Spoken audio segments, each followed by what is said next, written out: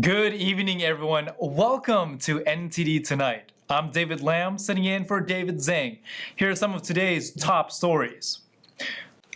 President Biden meets Zelenskyy in Paris, where $225 million in new assistance was announced. A dangerous heat wave continues to scorch Arizona, Nevada, and California, with temperatures soaring well above 100 degrees. Following the heat dome covering the West Coast, we get a behind-the-scenes look at wildfire prevention efforts in Northern California. First up, former President Trump attended his first rally yesterday since his guilty verdict in New York. Addressing supporters, he said he will reverse President Biden's executive order on border security if he wins the election. They have to go back home. Former President Trump told his Arizona supporters their state has become a, quote, dumping ground. He said one of his first actions if re-elected would be to reverse President Biden's border security order. Biden's new border restrictions will prevent immigrants illegally crossing the southern border from seeking asylum if the average number of illegal crossings goes above 2,500 a day. On Thursday, Trump called the order pro-invasion, pro-child trafficking, and pro-drug dealer. He vowed to terminate what he called the Biden administration's open border policies.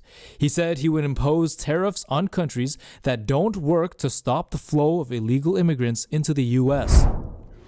The United States is going to stand with you. I've said that all during this debate. I continue to say it. The United States is standing with you. You are the bulwark against the aggression that's taking place. We have an obligation to be there. And so I'm looking forward to having a detailed discussion with you about where we go from here.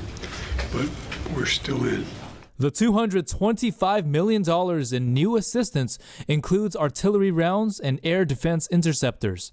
The meeting was their first face-to-face encounter since Zelenskyy visited Washington in December. They will meet again next week at a G7 summit in Italy.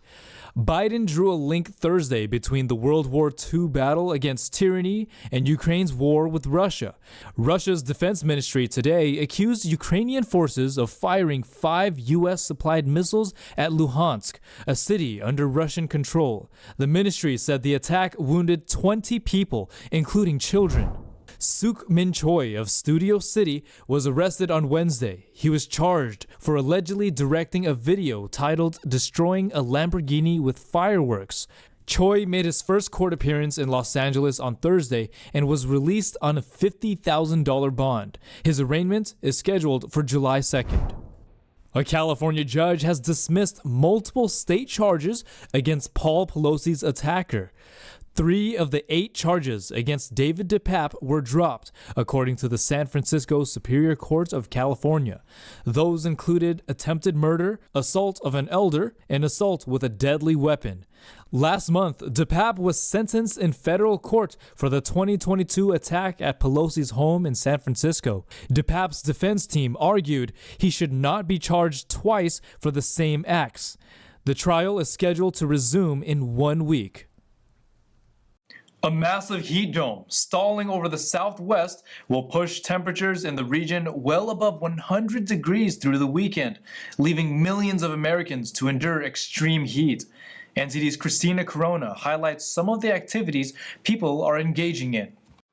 The peak of the first major heat wave hit the U.S. this week, but the hot weather didn't stop people from venturing outdoors to experience it. The heat wave persisted through Friday and will continue until the weekend, with Phoenix temperatures reaching 111 degrees. However, one Arizona couple woke up at 5 a.m. to hike Camelback Mountain, where a surprise proposal awaited. So we started extra early. The views were beautiful. We didn't make it quite to the top because she was a little nervous with the heat. So I proposed to her when the sun rose right by the benches right up front, and she waited while I hiked the rest of it. Even a Utah resident visited Arizona to celebrate a special occasion. We came down to celebrate her 9th birthday, so we thought we'd come and check out Phoenix for a couple days. Got here last night, and it is hot. It's so hot. Phoenix will see high temperatures of 106 degrees this weekend, with Las Vegas, Nevada reaching 105 degrees and Death Valley reaching 110 degrees. The heat didn't stop hundreds of supporters from attending former President Donald Trump's rally in Arizona. We're out here supporting Trump, and it is excruciatingly hot out here. We're using bottles of water to cool down our kids. She describes what the heat wave feels like. A microwave. It's hot, and no matter how much water you use to cool yourself off, it dries up, and you're just sweating and cooking out here in the heat. Another attendee said, "Yeah, it's uncomfortable, but for us, the discomfort that Trump's been put under by the heat from the left, and for us, we see it as illegitimate charges and stuff. So for us, coming out is the least we can do to support him at this point." Whether you're going on a hike or just heading outdoors during the heat wave, remember to stay hydrated, wear loose clothing, try to find shade, and apply sunscreen to protect your skin. Christina Corona, NTD News, Los Angeles. A California region steps up its effort to prepare for the wildfire season upcoming. I went on a tour of the local watershed and checked out its prevention efforts. One could call it summer housekeeping for the forest. One coalition in California, which is prone to wildfires, is removing dead trees, plants, and dry fuel that could catch on fire.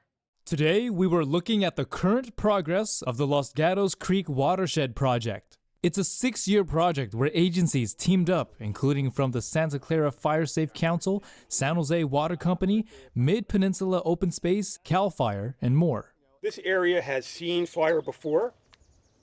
We think it'll see fire again. You know, fire is a natural part of the ecosystem, and good fire helps control conflagrations.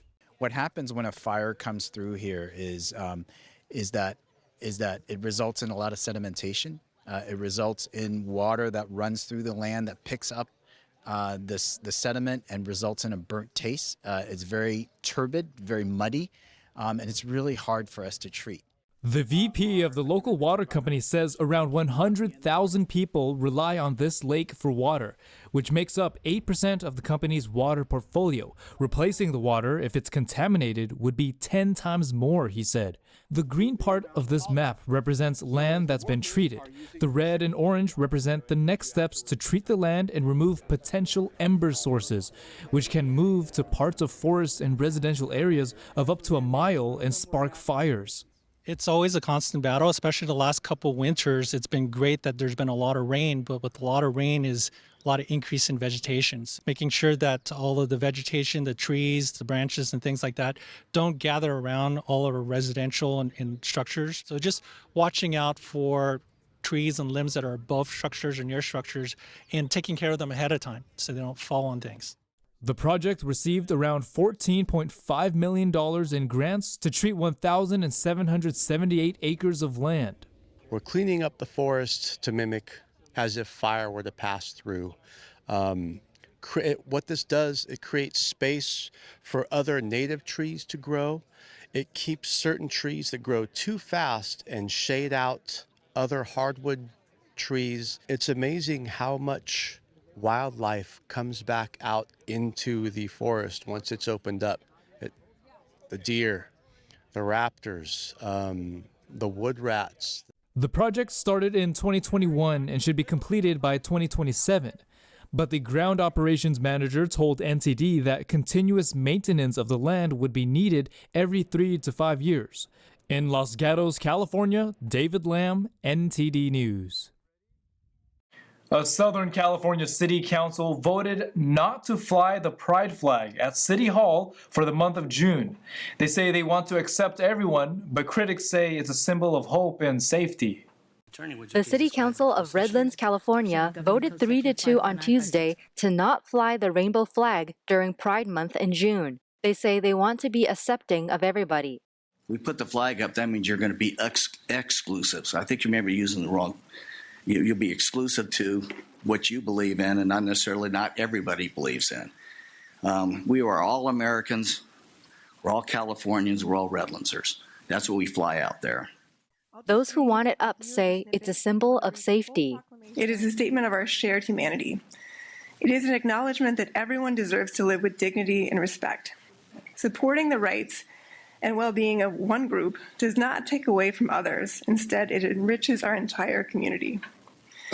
It reinforces the idea that we are a town where everyone can thrive, free from fear of discrimination or exclusion. The city first displayed the flag at City Hall in 2021 and again in 2022. But in 2023, council members started voting against displaying it. We'll take a short break now, everybody, but here's a look at what we have for you when we come right back. A Colorado man gets 448 years in prison for sex trafficking. His crimes involve 6 victims. Soccer star Hirving Chucky Lozano signs with San Diego FC. He's along the growing list of Mexican soccer stars in Major League Soccer. We'll meet the first female fighter jet pilot to fly with the Blue Angels. The Elite Squadron's 2024 flying season tour has already begun. Those stories and more coming up on NTD Tonight.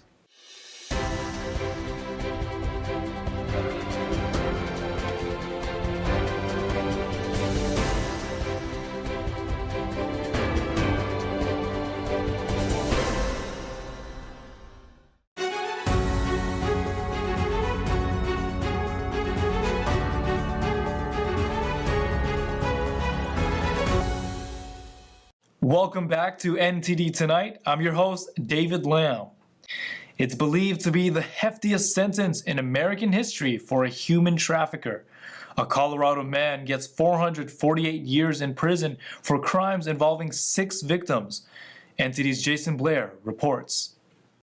A lengthy 448 years was given to this man, Robert Hawkins, by a judge on Thursday in Denver, Colorado. The sentencing involves 18 counts in 3 cases with a total of 6 victims. 5 of those counts involve human trafficking. The FBI and the Denver District Attorney said that they believe it's the longest sentence ever given to a human trafficker in the U.S., with the second longest being 401 years, also from a case in Colorado. Denver District Attorney Beth McCann said in a press release, quote, "This sentence should send the message that human trafficking of any kind will not be allowed in any way in Denver, and that those convicted of the crime will pay a significant price for it." Hawkins' victims include 4 women and 2 juvenile girls. The DA said he used physical violence and threats to keep them under his control. Hawkins' attorneys said they plan to appeal and also cast doubt on how, quote, sanitized the victims were portrayed in court, and said the truth is much grayer. During the case, prosecutors pointed to Hawkins' past record of being arrested, detained, or cited for 57 offenses between 1997 and 2003. They said that 20 of those cases were dismissed. Jason Blair, NTD News. 2 individuals were arrested in a significant organized retail theft operation involving allegedly stolen Lego toys worth thousands of dollars. NTD's Christina Corona provides more details on the story. The suspects have been identified as Richard Siegel, 71, from Long Beach, and Blanca Gudino, 39, from Lawndale. According to the LAPD, individual items seized varied in retail value from $20 to well over $1,000. The stolen sets included various themes like Star Wars, Ninjago, Harry Potter, Technic vehicles, Lego architecture, Marvel, Minecraft, and special pop culture editions. In December 2023, detectives began investigating a series of thefts at a Target store in San Pedro, where Gudino was identified as a suspect. On June 4th, police observed Gudino allegedly stealing Lego products from Target stores in Torrance and Lakewood, which she would then deliver to Siegel's residence in Long Beach. A search warrant executed at Siegel's home the next day revealed over 2,800 boxes of stolen Lego toy sets displayed in a warehouse-like manner in the living room. During the investigation at Siegel's residence, police observed potential buyers arriving at the home, likely in response to online advertisements posted by Siegel. Siegel was arrested for organized retail theft, while Gudino was arrested for grand theft. Anyone with information about the case can contact Harbor Area detectives. Christina Corona, NTD News.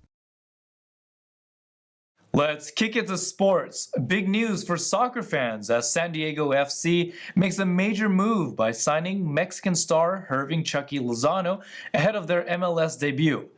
NTD's Carlos Reyes has more on the story.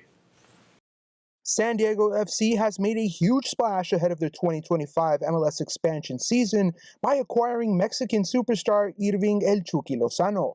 The 28-year-old winger joins from the Eredivisie powerhouse PSV Eindhoven for a reported $12 million fee, making him the club's first-ever designated player.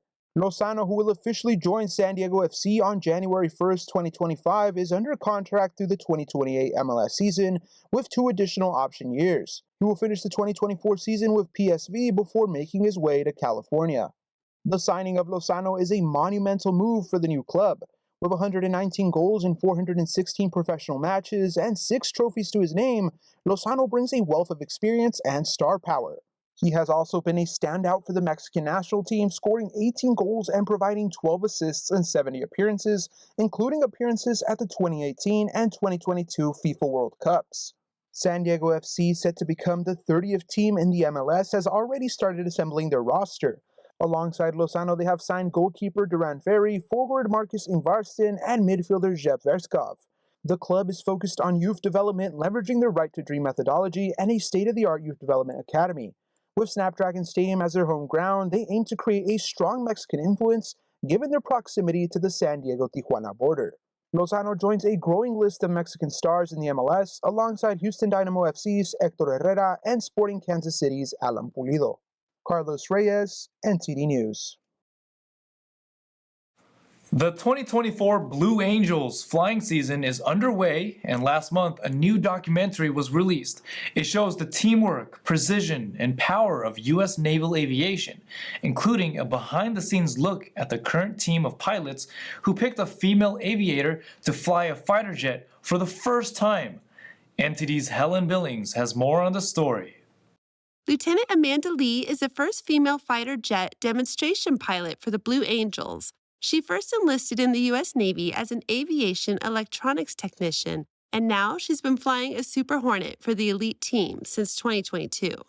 I'm Lieutenant Amanda Lee. I am number 3, the left wing for the U.S. Navy Blue Angels. I grew up in Mounds View, Minnesota, and I've been in the military for over 16 years now.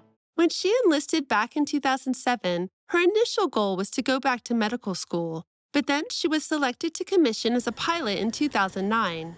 Then my goal was to get back to the F-18 platform, and that's kind of how I found myself in fighter aviation.